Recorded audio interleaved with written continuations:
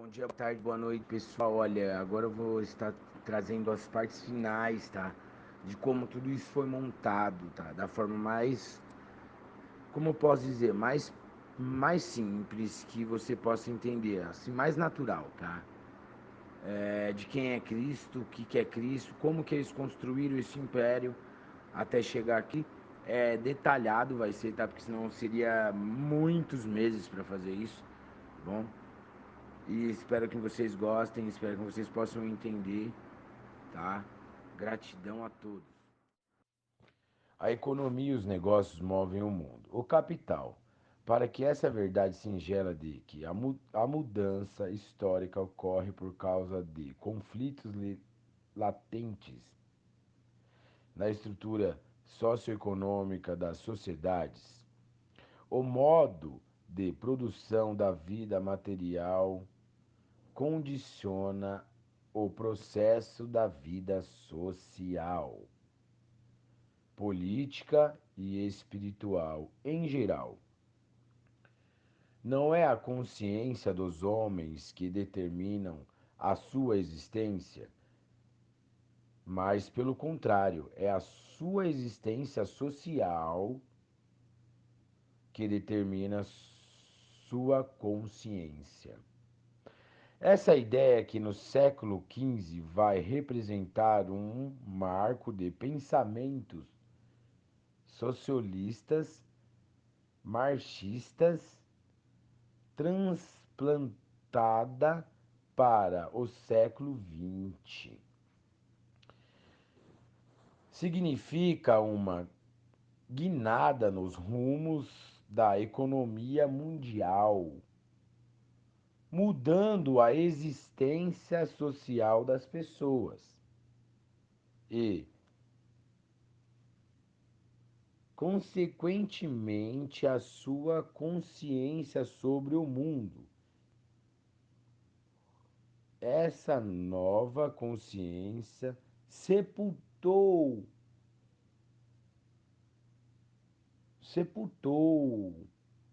a Idade Média, que não existe Idade Média, sepultou a originalidade dessa terra. Deveria estar escrito isso nesse livro.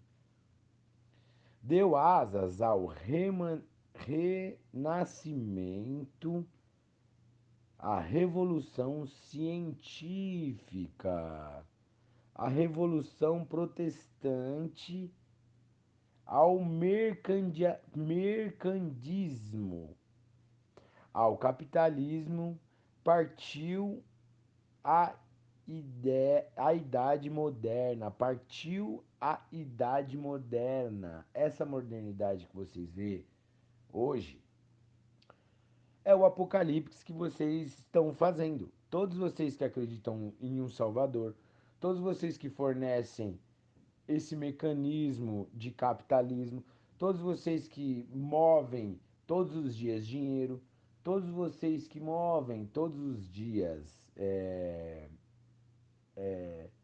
economia, todos vocês que precisam desse sistema, hoje,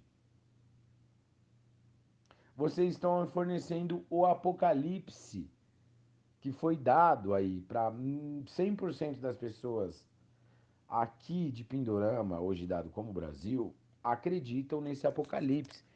E acreditam de verdade nesse apocalipse, tá? Então, fiquem cientes disso, tá bom?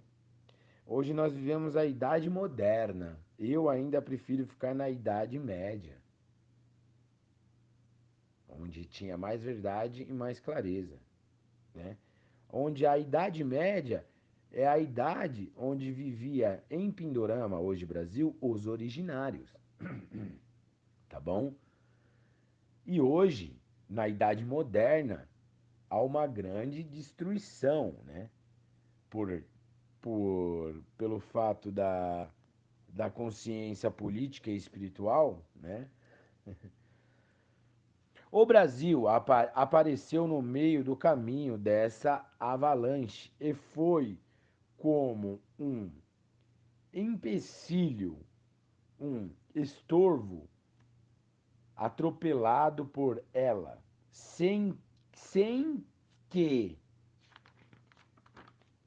ninguém tivesse tempo para anotar a placa. Foi uma luta desigual. Não éramos uma nação, mas sim um território dividido em mais de 1000 nações. Aqui diz várias nações, neste livro. Mas como a gente já teve base de historialidade, tinha mais de 1000 nações, tá? Não tínhamos um povo, tínhamos vários povos que habitavam essas nações, tão diversas que cultivavam inclusive idiomas próprios, costumes, crenças e etc. Tá? O Brasil, que nasce no ano de 1500, não teve direito a uma infância ou adolescência. Nasceu adulto. Nasceu de uma imposição, de um modo de vida que não era o seu e que talvez jamais vissem a desenvolver ainda nos dias de hoje. Várias nações originárias são encontradas na imensa, que quase infinita floresta amazônica. E esses originários vivem exatamente como viviam os seus ancestrais em 1500 para trás. Vamos pôr aí de 1288, por aí. Eu estou fazendo uma base de tudo que eu já fiz e estou fazendo uma matemática aqui. Eles eram assim. De 1300 a 1385 foi só sangue. De 1385 a 1500, velho, foi só pancada feia, feia mesmo, tá? Só desgraça em nome de um poder, tá bom? Vou dar continuidade. Pode-se dizer que a avalanche que começou na Europa, varreu o mundo e que, quando chegou ao Brasil, provocou também um choque civilizacional. Vocês têm noção disso? Foi um choque em tudo. Mas não nos antecipamos, pois naquele momento o Brasil permanecia esquecido num canto qualquer da gaveta da história. Por quê? Porque era um plano, tá? Não é? Vamos falar ainda bem, né? Poderia estar até hoje assim. Era um plano que, se hoje fosse assim, seria assim também, tá bom? É a única forma. Não existe. Tem segredos no Vaticano? Não existe. A única forma é essa. Isso é real, tá? Quem perde, perde. Quem ganha se torna rei e Deus, tá bom? Isso é real em qualquer história, tá bom? Mas não nos antecipamos e num canto qualquer na gaveta da história. E esta nossa história começa quando os navios mercantes apontaram em Veneza, em Genova, naquele mês de abril de 1453. Eles trouxeram para os comércios italianos, os financistas de Florença e os reis europeus uma notícia aterroradora. O mar calmo do Mediterrâneo havia sido sacudido por um vendaval. Um maremoto ou um tsunami. As principais rotas das especiarias: canela, gengibre, cravo, pimenta e alçafrão. Fora outras coisas, tá? Sede da China, olha lá, em 1435 a China já era sede de desgraças, hein? Olha isso. Havia sido bloqueada com a queda de Constantinopla. A notícia era que, a partir daquele momento, na melhor das hipóteses, a sensação de uma crise iminente se abateu sobre o, os, os portos do Mediterrâneo, que tinham o monopólio, com o monopólio dessas rotas, das riquezas do Oriente. O que é monopólio? Monopólio, significado de monopólio, substantivo masculino. Controle que uma empresa ou indivíduo exerce, sem concorrência, sobre venda ou oferta de um produto, aumentando exageradamente o seu preço. Poder, domínio, controle absoluto do mercado por uma única empresa ou organização. Tá? Isso aí que vocês servem é isso. Figurado: posse, domínio ou controle absoluto que se tem sobre alguma coisa. O chefe detém o monopólio de criação de projetos, monopólio estatal,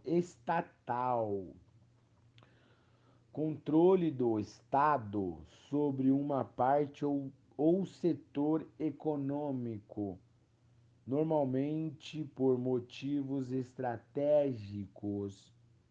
Etimologia, origem da palavra monopólio, do latim monopolium, pelo grego monopolion, que eram comercializadas com toda a Europa, desde a expansão do Império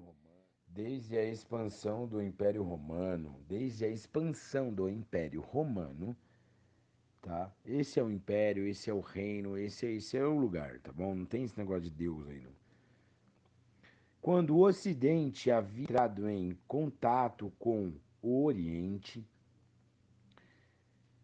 desde o descobrimento que era possível com o comércio de especiarias. Especiarias são especiarias de várias plantas, várias ervas, vários minérios, tá? E etc.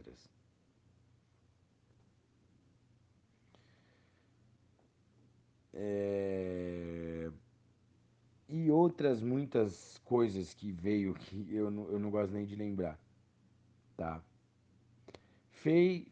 Fizeram verdadeira fortuna na Europa, tá bom?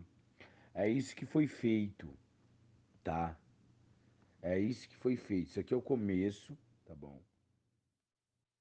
Muito tempo antes de essa revés acontecer no comércio do Mediterrâneo, as nações que eram apenas caudatárias nesse processo e participavam dele como coadjuvante, se tiveram como podiam. Um caso emblemático e o de Portugal, que por isso mesmo colocaram em movimento um plano ambicioso que dará como consequência entre os entre os o descobrimento do Brasil, e tudo isso começa da seguinte forma: a partir do final da guerra entre Castela e Portugal em 1385. Muito a viagem do infante Dom Pedro e o manuscrito secreto de Marco Polo. Celta foi um laboratório e ensaio geral de toda a expansão comercial e marítima do mundo moderno. Celta é uma cidade autônoma da Espanha, situada na margem africana da desembocadura oriental do Estreito de Gibraltar, na pequena península de Almênia, em frente a Algeciras e ao território britânico de Gibraltar. Gibraltar, esse é o nome. Situadas no lado oposto do estreito. O território constitui um enclave espanhol, Estreito de Gibraltar, né? O mar Mediterrâneo com o Oceano Atlântico situada entre o extremo sul da Espanha e o Marrocos. No noroeste da África tem 58 quilômetros de comprimento e estreitar-se a 13 quilômetros de largura entre o ponto marroquino e espanhol e a ponta Caesars. Então aqui vocês já têm uma noção que eles começaram a fazer seus trabalhos de como ia tomar isso daqui, fazendo isso. Agora o que, que é enclave? Em geografia política, um enclave é um território com distinções políticas, sociais ou culturais, cujas fronteiras geométricas ficam inteiramente dentro dos limites de um ou outro território. Agora vamos dar continuidade. Isso aqui é tudo dicionário, tá, pessoal? Dar continuidade no livro. Mundo moderno. Não se tratavam de encontrar parceiros, não se tratavam de encontrar parceiros comerciais. As necessidades urgentes exigiam soluções mais imediatas. Tratavam-se de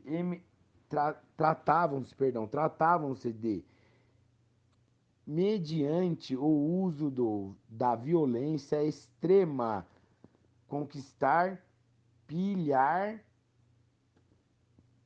feiti, pilhar feitores, escravizar e colonizar, de modo que a negociação e o diálogo fossem substituídos pelo frio aço da espada.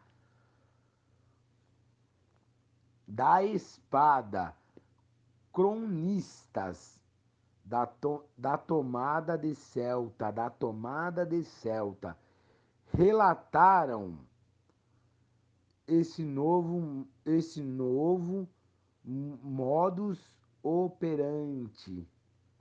Foi feito naquele dia grande mortabilidade, a qual jazia força dos golpes, faziam por terra e nem podiam ser reconhecidos Muitos jaziam espedaçados e tantos eram o atormentados das e tantos eram o atormentado das feridas que não demoravam as almas para sair das carnes. E tais se lhes partiram os espíritos apressados que deixaram as caras tão feias que verdadeiramente arrematavam a semelhança dos anjos infernais, cujo fera a espera companheira eles em breve tempo haviam de conhecer. Haviam de conhecer. Olha isso, verdadeiramente arremendavam a semelhança dos anjos infernais, cujo fera a espera acompanhei eles em breve tempo havia de conhecer. Então eles estavam vindo, tá? Em outro trecho, se dizia que passou-se a noite em grande vigia. Na manhã seguinte, quando os portugueses entraram na cidade e foram achá-la no mais profundo silêncio, apenas encontraram os corpos dos que jaziam mortos. Alguns velhos, mulheres e crianças que hesitaram se haviam ou não de abandonar lares. Queridos, apenas queridos, lares queridos, perdão, apenas o risco de ficarem escravos dos cristãos vitoriosos. O despojo foi muito abundante em ouro e prata e joias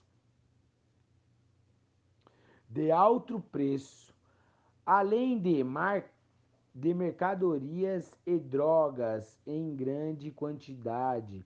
A destruição e estrago foram, porém, imensos. A viagem do infante Dom Pedro, como se pode notar, a batalha foi duríssima, muito sangue. E para amenizar o sentimento de culpa dos cristãos pela matança indiscriminada, pelo saque, roubo e destruição da cidade, o rei de Portugal solicita ao Papa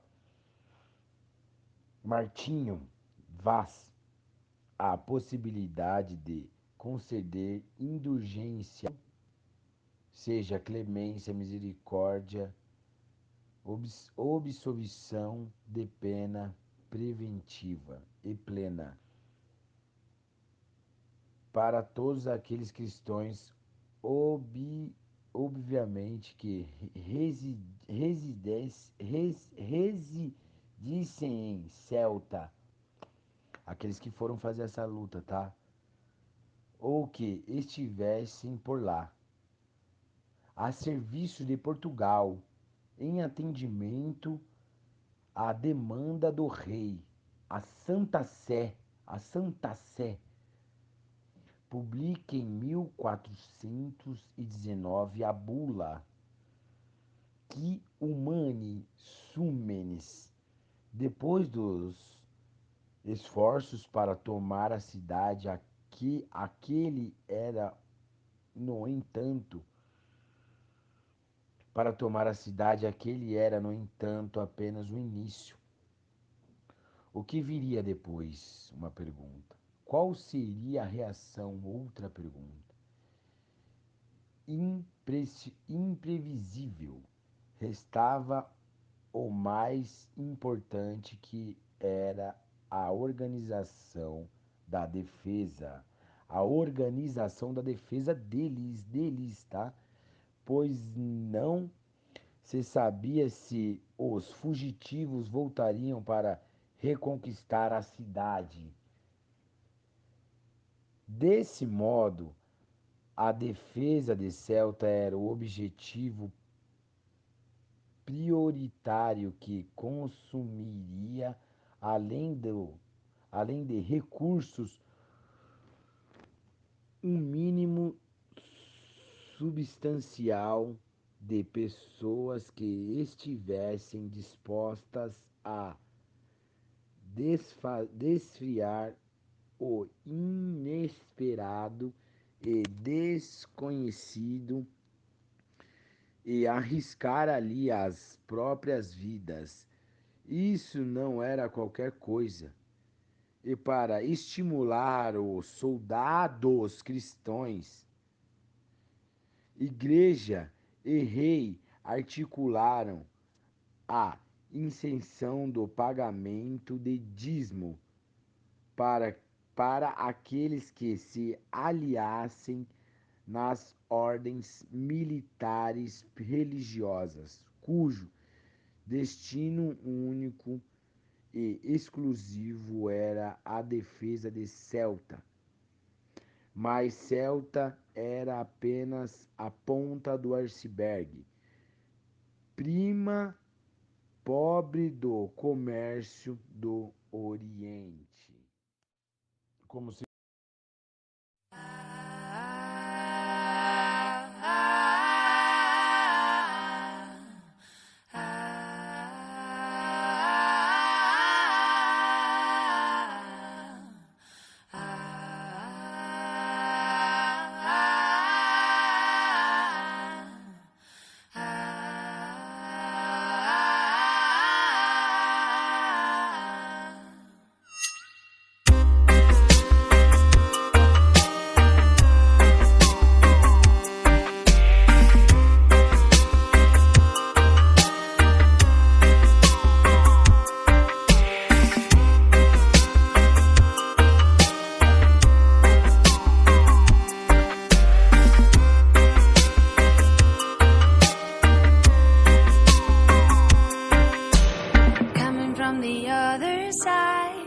where my soul has no price, coming from a senseless war, and I find myself denied.